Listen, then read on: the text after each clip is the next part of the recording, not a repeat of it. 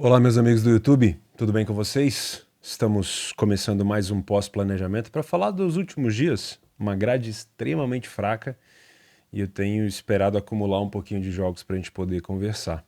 Tá começando já essa preparação das equipes maiores para a temporada. Temos alguns amistosos acontecendo. Nesse momento que eu estou gravando o vídeo, aqui no dia 19, deixa eu ver se eu consigo achar algum amistoso aqui rolando, ó. Acho que dá pra ver na parte do ao vivo aqui. Ó, já tá rolando o Manchester United de Lyon, tem o Hannover jogando, da segunda divisão da Alemanha, Rostock, Hansa Rostock. Enfim, as equipes já estão começando, daqui a pouco começam aqueles International Cup que acontecem nos Estados Unidos. Temos uma proximidade maior agora com a volta dos campeonatos europeus. O que eu pretendo fazer aqui quando os campeonatos voltarem? Eu estou ainda em construção aqui no sítio, então muito provavelmente eu não vou ter o meu escritório para o início dessa temporada, talvez para o meio dela. Mas eu já quero começar a fazer alguns estudos de caso com vocês aqui na parte de membros. A gente tem uma plataforma chamada leituradejogo.com que a gente está reformulando ela, é um projeto meu, do Felipe, do PC, Felipe Fernandes.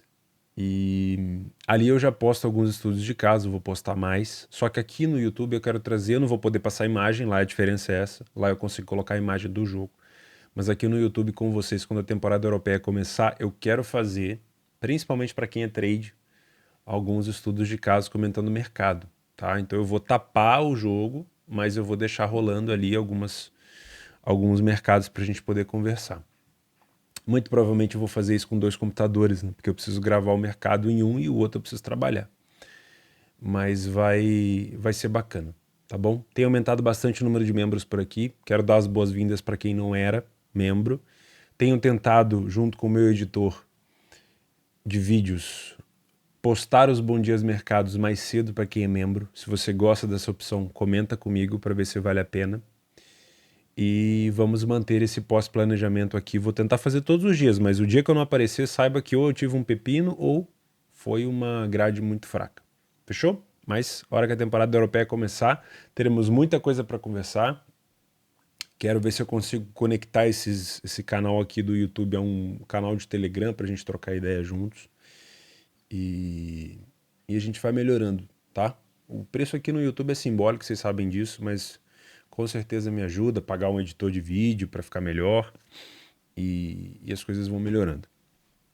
Vamos falar dessas últimas semanas. Primeiro, fazer uma menção honrosa para essa última rodada da série A, né? Que coisa feia que foi. Se a gente pegar a última rodada da Série A e colocar aqui somente por rodada mesmo, olha isso. Ainda temos América e Vasco e Grêmio e Corinthians para ver se salva, né? Eu acho que vocês não estão vendo por aí, mas deixa eu puxar para cá um pouquinho, ó. Vou deletar isso aqui. Aí, ó. Olha só. Nós tivemos 1, 2, 3, 4 jogos 0-0. Fortaleza e Cuiabá já era uma expectativa de jogo under, 1-0. 5 jogos no mesmo jogo do São Paulo com o Santos. 2-0 no Cap com o Bahia, 2-0 Botafogo e Bragantino. Uma rodada extremamente under. Dos jogos que decepcionou, o próprio Goiás com o Atlético Mineiro. Acho que o nível técnico desse jogo, eu já tinha feito uma anotação comentando sobre a fragilidade da defesa do Atlético Mineiro, sobre a falta de empenho em alguns momentos, e também fiz algumas anotações sobre a falta de qualidade ofensiva do Goiás, de criação, um time que apela muito pela bola aérea. Mas esse jogo, eu não sei se o Atlético estava com mais medo de perder do que vontade de ganhar, ou se o Goiás também não tinha tanta realmente alguma criatividade. Mas eu não vi o primeiro tempo, mas o segundo tempo foi assim, uma coisa absurda, medonha mesmo. Para um time do Atlético com o investimento que tem, meu Deus do céu. As maiores chances do jogo, as grandes chances tratadas aqui pelo SofaScore, foram do Goiás. E olha a diferença de elenco. E o Galo estava com o melhor que tinha em campo. Pelo menos Paulinho, o Hulk, estava todo mundo ali. Então, menção honrosa para esse jogo, tá? Fluminense e Flamengo, jogo pegado, clássico carioca. já sabemos que é um jogo ou 0-0 ou 1-1, é uma partida assim bem complexa. Segundo tempo, muito padrão de superioridade do Fluminense, tá? Esse gol do Flamengo anulado aqui, ele vem no momento melhor do Fluminense. Flamengo pregado lá atrás. O gol do Fluminense, que foi do John Arias, anulado, também era no momento onde o Flamengo tinha melhorado, até porque foi num contra-ataque do Arias. O juiz deu falta no início da jogada. Então, o Flamengo marcou no melhor momento do Fluminense, o Fluminense marcou no momento que o Flamengo era bom. Então, era um jogo perigoso para se tomar gol, tá? Mas, mesmo assim, o finalzinho do jogo, eu acho que se eu tivesse trabalhado essa partida, eu trabalharia contra o Flamengo, fazendo algum tipo de correção de preço. Não consegui assistir Cruzeiro e Curitiba. Atlético Paranaense e Bahia foi dentro do que eu esperava de resultado, mas eu não consegui trabalhar. Não consegui ver Palmeiras e Internacional. Não sei se o Palmeiras apresentou algum tipo de melhora, sinceramente. E consegui assistir Botafogo e Bragantino. De novo, Botafogo sendo amassado em alguns momentos, nas cordas em alguns momentos, contando muito com o Lucas Perry, melhor jogador da equipe ali do jogo, né? Lucas Perry, como eu já comentei aqui para vocês, para mim, na minha opinião, o melhor goleiro do Brasil hoje. Dificilmente não será lembrado na próxima escalação. Talvez o Diniz agora dê uma olhada melhor pro futebol brasileiro. E de novo o Botafogo sofrendo muito e ganhando por 2-0. Até quando isso vai acontecer? Eu não sei. Né? Isso vai para fora do padrão. Porque quando a gente imagina um Botafogo dentro de casa, o que a gente imagina? Um Botafogo dominante, com imposição. Não foi o que aconteceu. O Bragantino é um time chato, um time bom, um time inteligente, com um bom toque de bola. A gente já sabia isso, a gente tinha comentado sobre isso no planejamento. Mas o Botafogo, ele finaliza menos que o adversário, ele cria menos grandes chances do que o adversário, ele tem menos escanteio do que o adversário, e mesmo assim é um time que sabe sofrer e consegue marcar. Então, o grande nome do Botafogo, eu não mudo minha opinião, o grande nome para mim é Lucas Perry. Por quê? Ele mantém o Botafogo vivo no jogo, ele sabe que o adversário vai ceder algumas oportunidades e o Botafogo tem sido vital nessas oportunidades. Então, não sei até quando que será assim, mas a sequência do Botafogo daqui para frente tende a ser melhor. Por quê? Porque ele já pegou as equipes mais complicadas. Ó, vamos lá. O Botafogo pega o Santos fora de casa, o Santos não vem bem. Botafogo pega o Curitiba em casa. Depois em casa de novo, pega o Bahia, o Internacional, o Goiás. Aí no Rio, de novo, pega o Fluminense, né? Mas aí provavelmente vai ser no Maracanã. O Fluminense tem o mando. Visita o Atlético Mineiro. Visita o Corinthians. Visita o Flamengo. Recebe o Flamengo, né? Aí vai jogar no Newton Santos. Visita a equipe do São Paulo, um jogo difícil. Visita o Cruzeiro. Depois no finalzinho, vamos ver até o final, né? Botafogo visita o América, recebe o CAP, visita o Fortaleza, recebe o Cuiabá, recebe o Palmeiras, já venceu o Palmeiras lá no Allianz, joga com o Vasco aqui no Rio, não sei se esse jogo vai ser no Maracanã, se vai ser no São Januário, não tenho certeza. Recebe o Grêmio, já venceu o Grêmio na Arena, visita o Bragantino, jogar lá em Bragança não é fácil. Recebe o Santos em má fase, acredito que o Botafogo possa vencer. Visita o Curitiba, jogo difícil. E aí no final recebe o Cruzeiro e visita o Internacional. Eu já fui um dos que duvidou do título do Botafogo. Mas se você prestar atenção no que ele vem fazendo defensivamente, principalmente com o Perry no gol, não dá mais para duvidar. A chance de título do Botafogo ela é gigantesca, tá? Até porque a gente não pode esquecer que o Botafogo pode vacilar, mas quem tá atrás tem que estar jogando muito, tem que estar ganhando sempre. E o Flamengo oscila, o Grêmio oscila, o São Paulo oscila. O São Paulo fora de casa não consegue manter o mesmo ritmo em casa. Olha só o São Paulo como visitante, ó. Cadê o São Paulo aqui como visitante? Aqui, ó.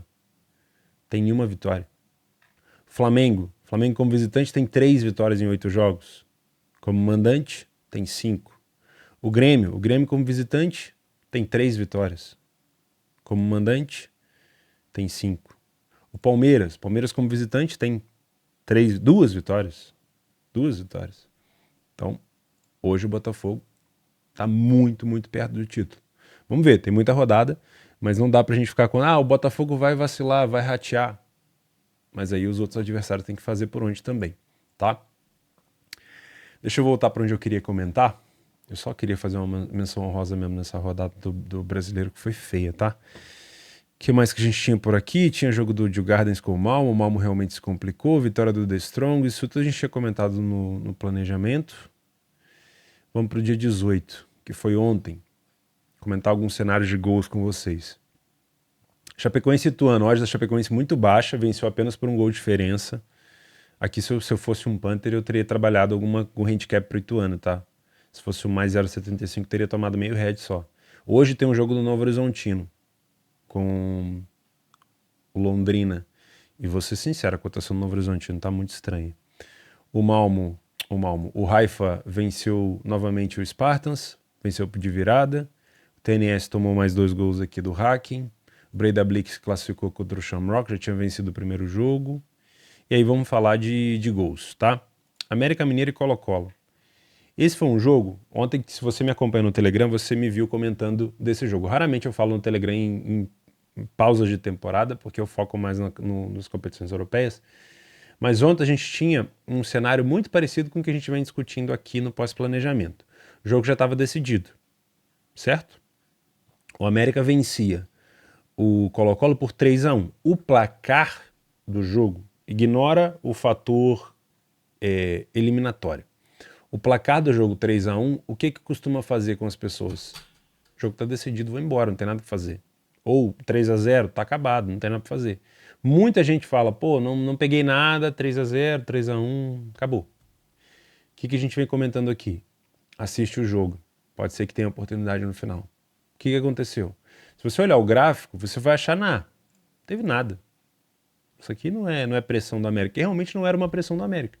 O que a gente tinha ali? A gente tinha um Colo-Colo precisando de um gol desesperadamente para empatar, já que naquele momento era 3-1, ele tinha vencido 2-1, então naquele momento estava 3 para o América, 2 para ele, ou não? Estava 4 para o América, né? Estava 4 para o América, 3 para ele, então faltava um gol para ficar 4-4. E o Colo-Colo partiu para cima. Teve chance de marcar? Teve. Mas essa de partir para cima, você sobe as linhas de maneira desorganizada. Então o América vai tendo espaço para contra-atacar. Eu não vou botar a imagem aqui porque a gente vai tomar strike no canal. Eu vou até tentar. Quem narrou esse jogo foi um grande amigo meu chamado Hamilton Rodrigues. E eu não vou conseguir botar a imagem dele aqui e tudo mais do jogo, mas eu vou ver se eu consigo pegar algumas imagens sem mostrar o jogo, tá? Deixa eu ver se eu consigo ver aqui o meu histórico de exibição. Aqui, jogo do América. Deixa eu tirar a imagem. Só de botar a imagem pode ser que eu já tome strike, tá? Então eu vou tomar bastante cuidado com o que eu vou fazer aqui. Já vou levar pro final esse jogo. Na hora dos gols do América. Não sei se eu vou conseguir, peraí.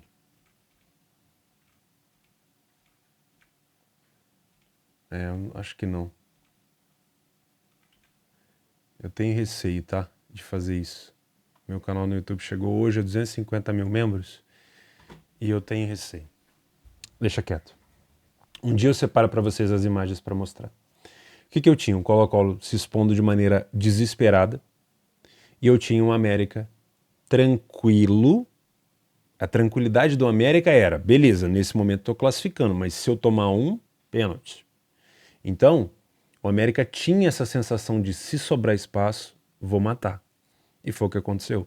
Eu me expus no overlimit, foi o único jogo que eu fiz no jogo, o único jogo que eu fiz no dia, o único clique que eu dei no dia, foi esse overlimit do América.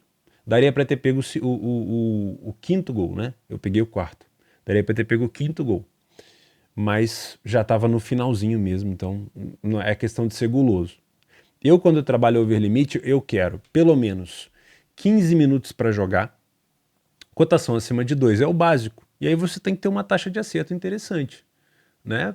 Para você ter lucro. Não adianta você ficar no 1 para 1 ali, senão você vai ficar trocando dinheiro com o mercado. Então eu não vou, todo jogo que chega a 75 minutos, eu não vou entrar no overlimit.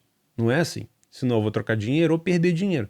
Eu preciso entender o contexto, eu preciso assistir, eu preciso ver o que está acontecendo.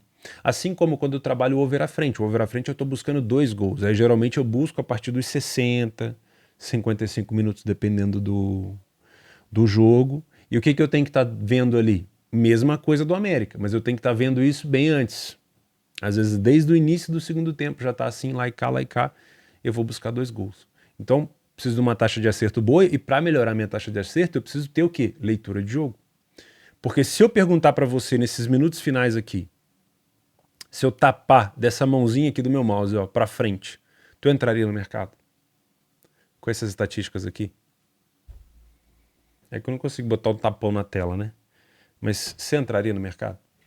Depois desse mouse aqui? Só com o que a Chape, o América fez aqui para frente. Então aqui não é estatística. Aqui não é estatística. Aqui é leitura. Aqui é leitura de espaço. A leitura de espaço você não vai conseguir ter essa percepção nas estatísticas, nos números. Você só consegue ler se estiver vendo o jogo. Porque pode ser que passe, e já aconteceu várias vezes comigo. Às vezes passa 10 minutos sem ter uma finalização no gol. E às vezes o jogo está aberto. Aí você vai falar, tá maluco? Não tô maluco. Porque às vezes o cenário de gol ele é tão eminente pelos espaços que o cara só vai precisar chutar uma vez. É óbvio que eu comentei no último pós-planejamento. Apostas não é sobre acertar. Então pode ser que eu esteja dentro do mercado, eu tenha uma oportunidade e essa oportunidade seja muito clara. E o jogador perca. Isso pode acontecer. E eu não vou me martirizar. Eu vou entender que, beleza, eu entrei para essa oportunidade aconteceu e o cara perdeu. Apostas não é sobre acertar, nem sobre acertar mais do que errar. Sobre acertar muito. Aposta geralmente tem a ver com a odd. A gente já comentou isso no pós-passado. Mas a estatística para esse tipo de cenário de gols, principalmente no final do jogo,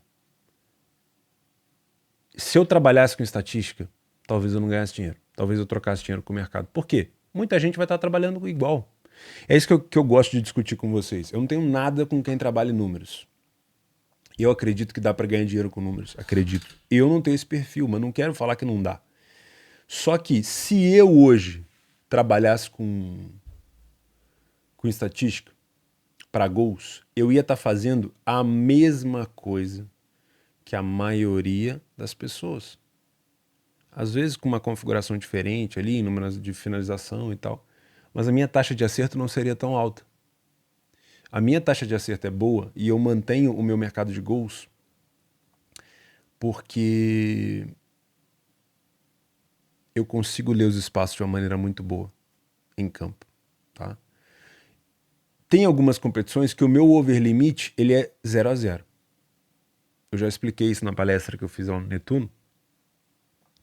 Tem alguns mercados, tem alguns campeonatos que eu trabalho que o meu over limit ele fica em even, como a gente fala, né?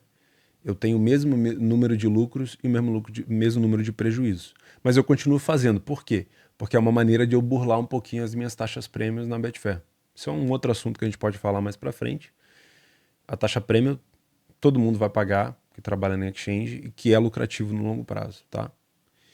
E é uma maneira que eu tenho de burlar um pouco isso, porque eu vou girando o capital.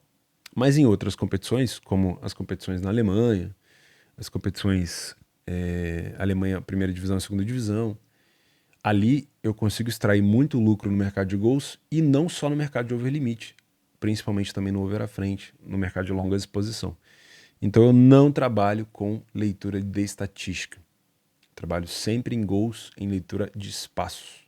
Porque às vezes o jogador não vai chutar por 10, 15 minutos no gol. E a estatística não vai me dar aquela, sabe, aquela coisa. Então, várias vezes no Telegram você vai me ver falando, cheira gol a tal jogo. E tu vai falar assim, não é que vai sair sempre, tá? Eu não sou vidente, mas tem espaço. Quando eu falo que tem espaço para gol é porque realmente eu tô vendo espaço. E geralmente as oportunidades aparecem, às vezes o gol não sai. Mas o jogo, você olha às vezes na estatística aqui, ó. Você vai pegar um segundo tempo e você vai falar, o América deu 2 finalizações no gol. não cheira gol. Mas não é a quantidade de finalização. É o espaço. Às vezes o atacante já tá se posicionando para contra-atacar. Ele ia sair no 1 para 1 com o goleiro. Faltou isso aqui, o passe foi bloqueado. O time já tá se posicionando para contra-atacar. E às vezes as pessoas não conseguem ter essa visão porque não estão assistindo o jogo. Quer ver? Pra gente fechar, Corinthians e Universitário. O que aconteceu ontem? O Universitário empatou num pênalti. Pênalti bobo, né? Porque o Universitário ele não tem tanta qualidade assim ofensiva. E aí o Corinthians deu uma pregada. Então era só Universitário, Universitário, Universitário, Universitário. O que o Universitário fez com as suas linhas defensivas? Vai lá pra cima. Se eu tenho uma linha defensiva alta, significa que o time quer povoar o campo adversário para recuperar a segunda bola. Porém, isso sobra muito contra-ataque. E às vezes vai ser 1 para 1, 2 para 1, como foi o caso do segundo gol. O segundo gol, obviamente, saiu. O Roger Guedes ele já poderia ter passado a bola antes para o rapaz que fez o gol, o Rian, mas ele optou por tocar. Ele cortou para a direita e bateu. Ele já poderia ter tocado na esquerda no Rian. Curiosamente, a bola sobrou para o Rian e o Rian fez o gol. Foi um gol de contra-ataque montado numa situação onde o Corinthians estava, entre aspas, morto. Mas era um cenário cabível de se explorar porque o Universitário estava indo cada vez mais para cima. E é o tipo de situação que, se você olhar no segundo tempo, o Corinthians finalizou 5 vezes no gol. E parece nas estatísticas aqui, ó, que ele foi massacrado. Por quê? Porque o Universitário estava em cima, com linhas altas. E aí você cede muito espaço para o adversário. Então é outro tipo de cenário. Esses jogos de mata-mata é muito, muito bom a gente perceber isso. Tá? Eu não acompanhei Estudiantes e Barcelona para saber se no segundo tempo o Barcelona ele cedeu esse tipo de oportunidade para o Estudiantes. Talvez tenha cedido, talvez tenha valido entrar em gols aqui também e às vezes não saiu. Paciência, eu falo para vocês, não é sobre acertar sempre. O Estudiantes deu bem mais finalização no segundo tempo. Ó. Então, às vezes, a gente tenha tido no segundo tempo aqui, ó, marcou aqui 2 grandes chances. Às vezes não saiu, mas o cenário era muito parecido com o América, muito parecido com o do Corinthians. Tá bom, meus amigos? Ó, dia 28 já tem o início do campeonato da segunda divisão da Alemanha. O Hamburgo contra o Schalke. Mais uma vez, o Hamburgo preso na caverna do dragão e o Schalke, atual campeão do ano passado, desceu novamente, né? Quem que subiu da segunda divisão, da terceira divisão, se eu não me falha a memória, foi o Elversberg, o Herren Wiesbaden e o Osnabrück, tá aqui embaixo, subiram de volta, né? Todos eles, tirando o Elversberg, todos eles eu já acompanhei na segunda divisão. O Elversberg acredito que não, só na terceira. Beleza? É isso. Vou ficando por aqui então. Grande abraço para vocês. Se a gente tiver o que comentar, amanhã a gente volta, se não, na sexta-feira. Que agora a gente tem uma grade fraca na quinta, ó. Início de campeonato Copa do Mundo Feminina. Sexta-feira tem pouquíssimos jogos também, meu Deus. Vamos ver se a gente tem alguma oportunidade para conversar. Valeu? Mais pra frente a gente fala de taxa prêmio, eu explico mais para vocês. E falo também sobre como eu estou planejando o nosso retorno para pré-temporada, né? Para pré-temporada europeia ou para a temporada europeia que vai começar. Um abraço para vocês. Fiquem com Deus.